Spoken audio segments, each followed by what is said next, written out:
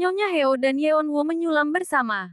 Nyonya Heo berkata kalau Yom bertemu putra mahkota untuk pertama kalinya. Yeonwoo terkejut. Kakak pergi ke Si Gangwon. Lalu, apa kakak akan menjadi guru putra mahkota? Ibunya membenarkan. Karena kakakmu sudah menjadi sarjana Si Gangwon. Itu wajar saja. Yeonwoo bingung. Jarinya tertusuk jarum dan Nyonya Heo merasa cemas. Yeonwoo, apa kau terluka? Yeonwoo menjawab, tidak apa-apa. Pikiran saya ada di tempat lain sekarang. Nyonya Heo mengeluh. Dot, apa yang kau pikirkan? Kau bisa membaca buku-buku sulit itu dengan cepat.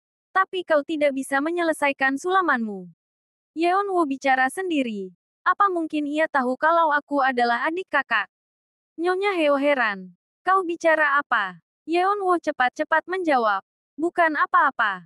Yeonwoo ingat saat bersama Hawon. Kalau Yeonwoo datang melihat kakaknya mendapat gelar sarjana literatur terbaik. Kasim Hyung Sun minta putra mahkota Hawon memberi salam pada gurunya. Tapi Hawon tidak menggubrisnya. Ia tampak terkejut sekali. Hawon ingin tahu berapa usia Yom. Heom menjawab, saya lulus Jihak dalam 2 tahun. Hawon terkejut. Jadi kau baru berusia 17 tahun. Yom membenarkan. Hawon mencibir. Dengan usia semuda ini, sepertinya orang yang mendukungmu memiliki kekuasaan besar. Ibu Suri marah saat tahu Heo Yom yang dipilih menjadi guru Hawon.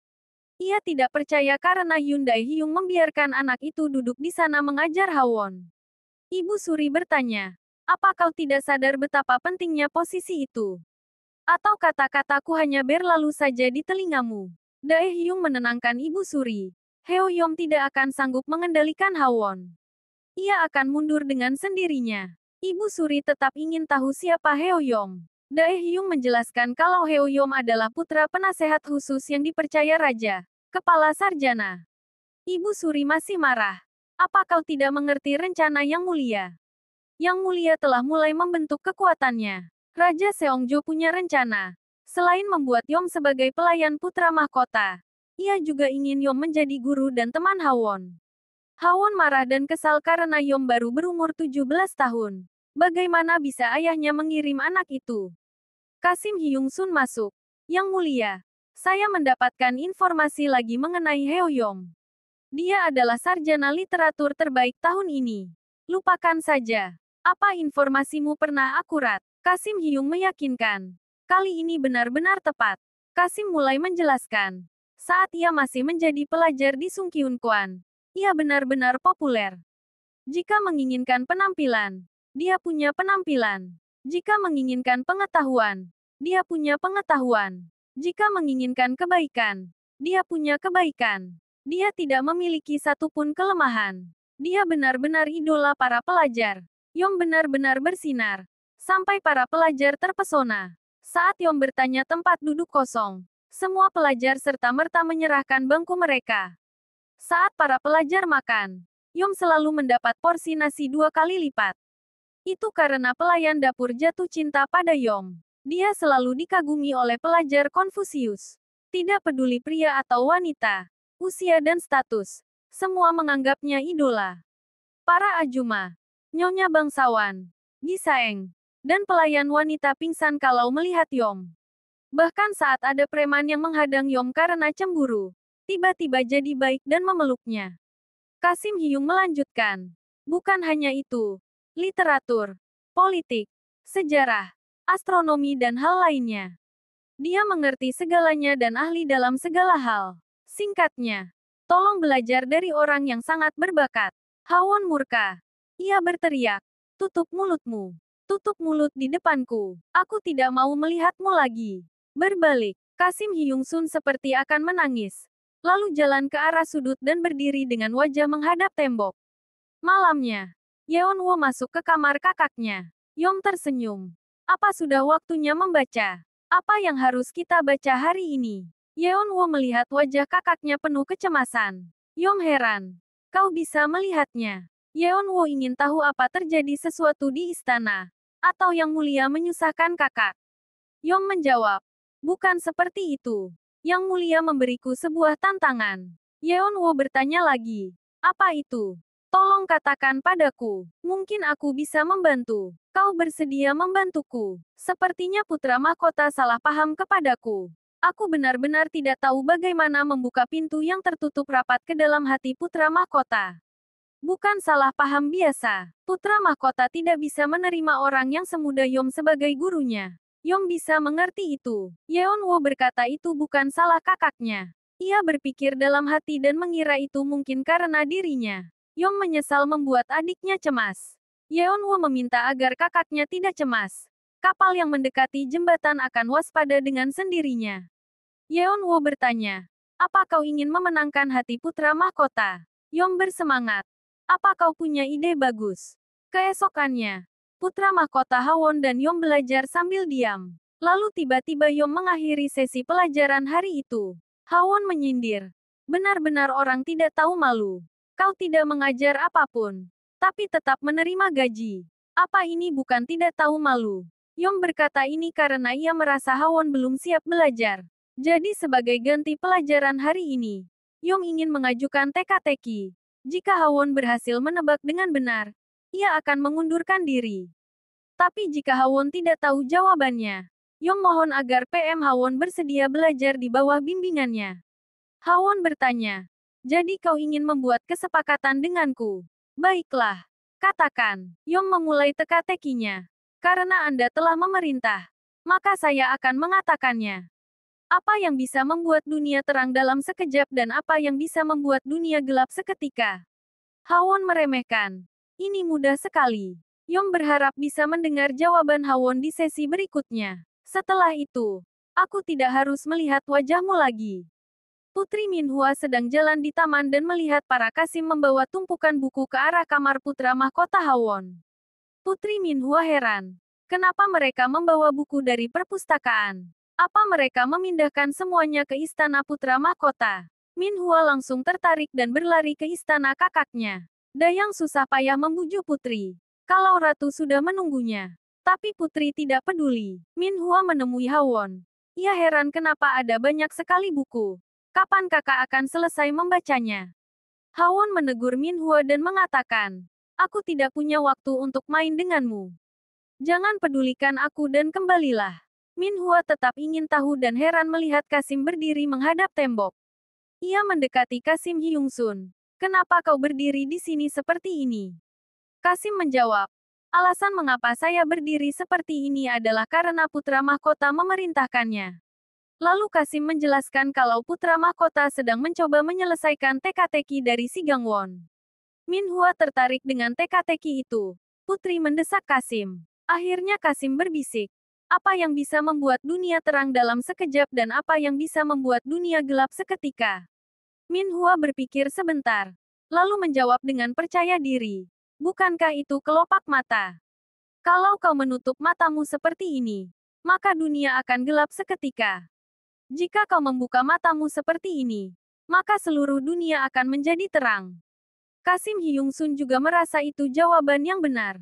Tapi Hawon tidak setuju. Ia memarahi adiknya. Cara berpikirmu terlalu sederhana. Itulah mengapa aku tidak bicara denganmu. Kau menggangguku belajar. Cepat pergi. Hawon belajar lagi bersama Yom. Raja datang bersama rombongan. Kasim Hyungsun menyambut Raja. Tapi Raja tidak ingin masuk dan hanya mendengar dari luar. Hawon berkata, jawaban yang benar adalah politik monarki. Hawon lalu mengutip ajaran Konghucu untuk menjelaskannya. Monarki yang bisa membuat hidup manusia terang dan gelap dalam sekejap. Yom menjawab, saya menyesal karena jawabannya tidak sama dengan jawaban saya. Hawon terkejut. Lalu Yom memberikan jawabannya. Yang benar adalah kelopak mata. Hawon marah. Apakah kau mempermainkanku? Yom dengan tenang menjawab jika Yang Mulia tidak puas dengan jawaban yang benar. Lalu apa ini menjadi sebuah lelucon? Yom juga menegurnya. Tidak bisa menemukan jawaban dari buku apa Anda pikir itu hal rendahan. Dari sudut pandang seorang anak, semua hal yang hidup di dunia ini bisa menjadi pertanyaan. Dan semua yang hidup di dunia bisa menjadi jawabannya. Dalam proses belajar, ada dua hal penting yang harus diingat. Satu, adalah kesombongan karena tahu jawaban yang benar. Yang lainnya adalah prasangka Anda dalam menggunakan aturan Anda untuk menentukan sesuatu. Kesombongan dan prasangka ini akan menutupi mata dan pikiran yang mulia dengan kegelapan. Anda harus menyadari itu. Anda bicara tentang politik monarki kan? Apa yang Anda katakan benar. Tapi jika kelopak mata Anda tertutup, bagaimana Anda akan melihat kehidupan masyarakat? Bagaimana Anda bisa bicara tentang jalan sebagai raja? Pertama, tolong perbaiki sikap Anda dalam belajar. Hawon berdiri. Ia tampak terkejut. Lalu teriak memanggil Kasim Hyung Sun. Kasim bergegas masuk. Yang mulia, katakan perintah Anda. Hawon memerintah. Minta bagian dapur menyiapkan manisan. Kasim Hyung Sun bingung. Tapi Hawon minta disiapkan tikar bambu di paviliun untuk duduk. Ia ingin ngobrol dengan guru. Untuk mempererat hubungan guru dan murid. Kasim Hyung Sun semakin terkejut. Hawon merapikan sikapnya dan berkata, hari ini saya memberi hormat pada Anda sebagai pengajar untuk menerima pengajaran Anda. Tolong maafkan ketidaksopanan saya selama ini. Dan terimalah hormat saya. Hawon membungkuk ke arah Yom. Yom terkejut. Ia langsung berdiri dan balas membungkuk pada Hawon. Kasim Hyung Sun terharu. Raja Seongjo tampak puas. Sepertinya putra mahkota telah mendapatkan guru yang pantas untuknya. Penasehat Heo hanya terdiam saja. Tapi wajahnya tampak cemas. Sementara Yun tampak kurang senang. Min Hua tertawa geli. Ia bicara dengan dayangnya.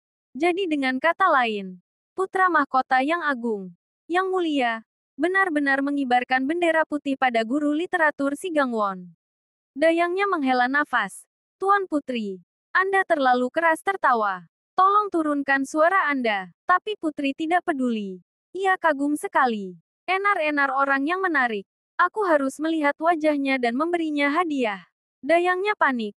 Tuan Putri, apa Anda ingin mencari guru Heo? Min Hua ingin mengatakan kalau ia berhasil menebak pertanyaannya yang sulit.